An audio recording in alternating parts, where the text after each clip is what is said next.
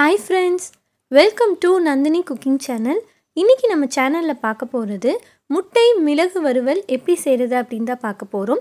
இன்னும் நீங்க நம்ம சேனலை சப்ஸ்கிரைப் பண்ணாம பார்த்துட்டு இருக்கீங்க அப்படினா ப்ளீஸ் சப்ஸ்கிரைப் பண்ணி வெச்சுக்கோங்க.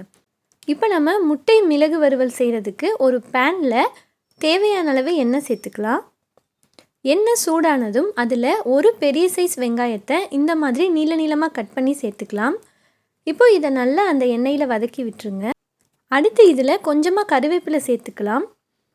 இப்போது வெங்காயத்தோட கலர் மாறுற வரைக்கும் நல்லா வதக்கி விட்டுட்டே இருங்க. அடுத்து இதில் ஒரு 3/4 டேபிள் ஸ்பூன் அளவுக்கு இஞ்சி பூண்டு பேஸ்ட் வந்து சேர்த்துக்கலாம். இப்போது இஞ்சி பூண்டு பேஸ்ட்டோட பச்சை வாசனை போகிற வரைக்கும் அதை நல்லா இந்த மாதிரி வதக்கி விடுங்க. அடுத்து இதில் ஒரு சின்ன பழுத்த தக்காளி வந்து நான் சேர்த்துக்கிறேன். அதையும் நல்லா வதக்கிட்டு இந்த மாதிரி பேஸ்ட் மாதிரி ஆற வரைக்கும் நல்லா வதக்கி விட்டுருங்க. இப்போ அடுத்து நம்ம இதில் மசாலா பொருளாக சேர்த்துடலாம். 1/2 டீஸ்பூன் அளவுக்கு மஞ்சள் தூள் சேர்த்துருங்க. 1 டீஸ்பூன் அளவுக்கு மல்லித்தூள் சேர்த்துருங்க. அடுத்து இதில் 3/4 டீஸ்பூன் அளவுக்கு கரம் மசாலா சேர்த்துக்கலாம்.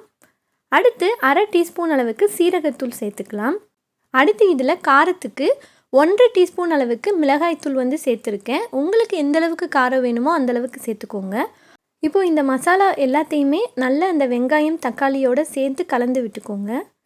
அடுத்து இதில் 1 டீஸ்பூன் அளவுக்கு மிளகுத்தூள் வந்து சேர்த்துக்கலாம். இப்போ இதில் தேவையான அளவு உப்பு சேர்த்துக்கலாம். இப்போது அதையும் ஒரு தடவை நல்லா கலந்து விட்டுட்டு கொஞ்சமாக மட்டும் தண்ணி சேர்த்துக்கலாம். தண்ணி சேர்த்துட்டு அந்த மசாலாவோட பச்சை வாசனை போகிற வரைக்கும் ஒரு 2-3 நிமிஷம் விட்டுறலாம்.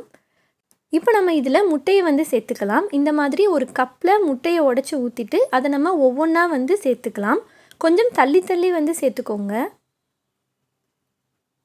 இன்றைக்கி நான் வந்து 3 முட்டை சேர்த்துக்கிறேன்.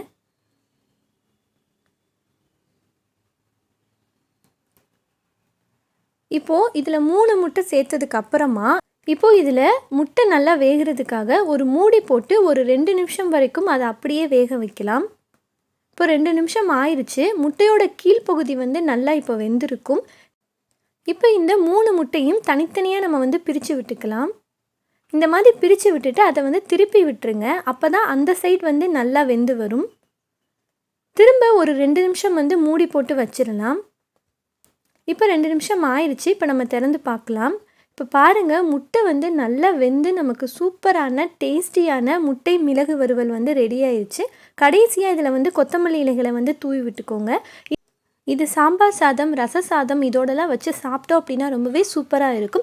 நீங்கள் பிரியாணிக்கு கூட இந்த மாதிரி சைட் டிஷ் செஞ்சு கொடுத்தீங்க அப்படின்னா குழந்தைங்களும் ரொம்பவே விரும்பி சாப்பிடுவாங்க. இதே மாதிரி செஞ்சு பாருங்கள். செஞ்சு பார்த்துட்டு எப்படி இருந்துச்சு அப்படின்னு கீழே கமெண்ட் செக்ஷனில் கமெண்ட் பண்ணுங்கள். இந்த வீடியோ உங்களுக்கு பிடிச்சிருந்தது அப்படின்னா வீடியோக்கு ஒரு லைக் கொடுத்துருங்க. உங்கள் ஃப்ரெண்ட்ஸுக்கும் ஷேர் பண்ணுங்கள். இதே மாதிரி இன்னும் நிறைய ரெசிபிஸ் நம்ம சேனலில் வந்துகிட்டே இருக்கும். அதெல்லாம் நீங்கள் பார்க்கணும் அப்படின்னு நினச்சிங்கன்னா ப்ளீஸ் நம்ம சேனலை சப்ஸ்கிரைப் பண்ணி வச்சுக்கோங்க. பக்கத்தில் இருக்க பெல் ஐக்கானை கிளிக் பண்ணி ஆல் அப்படின்னு கொடுத்துருங்க. Thank you friends.